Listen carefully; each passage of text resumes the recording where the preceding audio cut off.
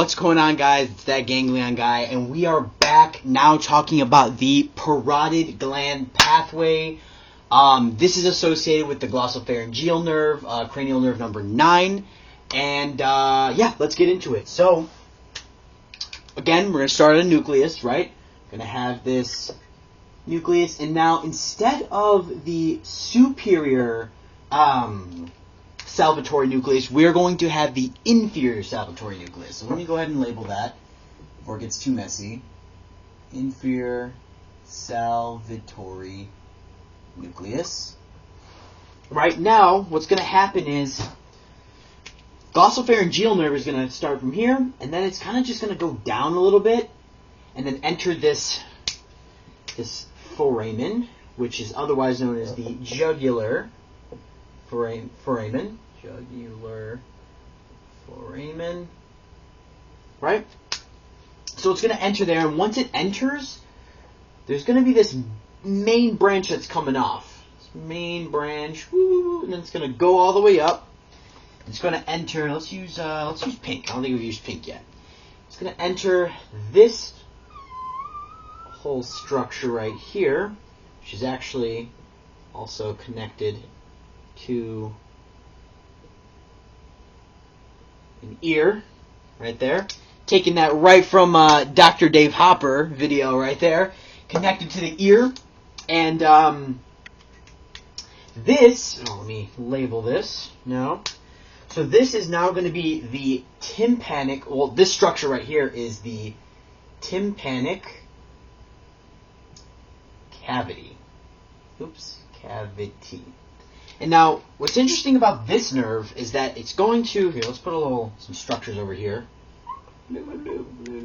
Right? So what happens is the glossopharyngeal nerve, right, it's coming in, or actually this branch is coming in, and it's going to form what's called the tympanic plexus. All right, this little thing right here, it's going to disperse a little bit, and then it's going to leave sort of at the top of the tympanic cavity. And this nerve is known as the lesser petrosal nerve. Okay? So that's what's going on here. And then this lesser petrosal nerve is going to keep going.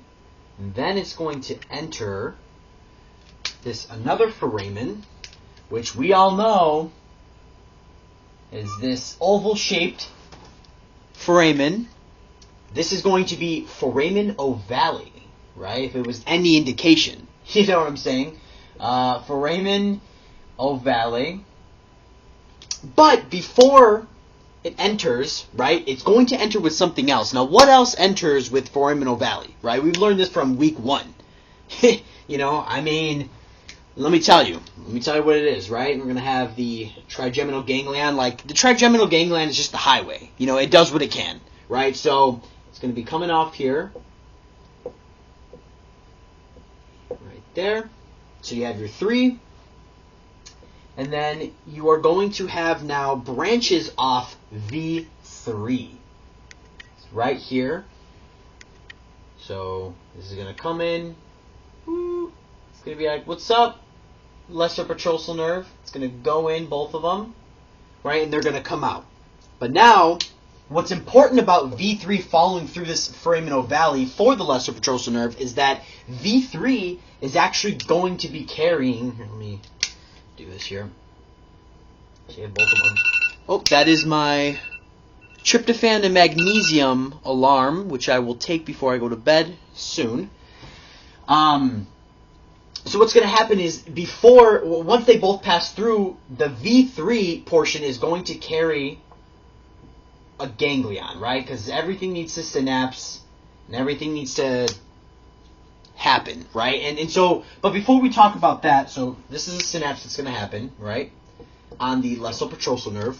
So before we talk about that, these lesser petrosal nerves are going to be carrying preganglionic parasympathetics, right? But as they enter through foramen ovale and they synapse at the what's called, here, we didn't even say that. Look at that, I might fail the exam. So this is called the otic ganglion right here, okay? which is attached to V3. And now, once the lesser petrosal nerve goes through foraminal valley, synapses at the otic ganglion, it will now become postganglionic parasympathetic, right? And then you got all these other things. You know, you got the buccal nerve, you got the frontal nerve, you got what's the other one? Inferior alveolar nerve. But the branch that we're most associated, or we want to associate with, is what's called this auricular temporal nerve. And this one's kind of it's gonna be a little weird. It's gonna continue, and kind of make its way back, right? So let me label that real quick for you guys. This is going to be the auricular temporal, auriculotemporal nerve. Like, who comes up with these things? I mean, auricular, I get that, going to the temporal. I mean, actually, it's in the name right here, right? So this is going to go a couple different ways. This is actually going to go back to the ear, auricular, and then temporal is actually going to go up to the temporal, right? It's going to go off somewhere there.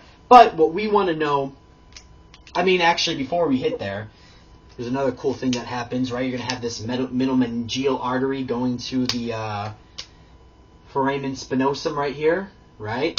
And then it's actually going to wrap around. That's what's going to happen.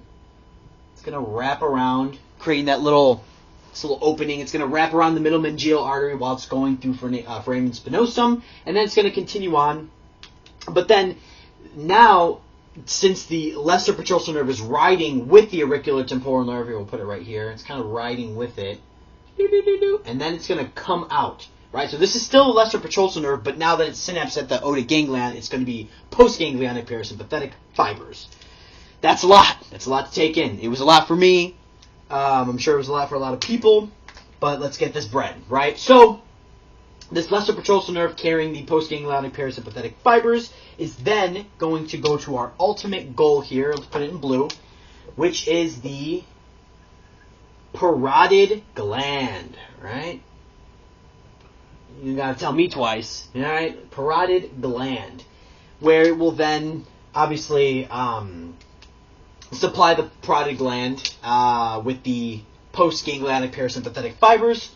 We'll go here, be like, yeah, it got home, right? And yeah, that's about it, guys. Hope you enjoyed this video. Hope this was simple enough for you. Be sure to like, comment, and subscribe to my videos, and I will see you next time. Let me try to end it.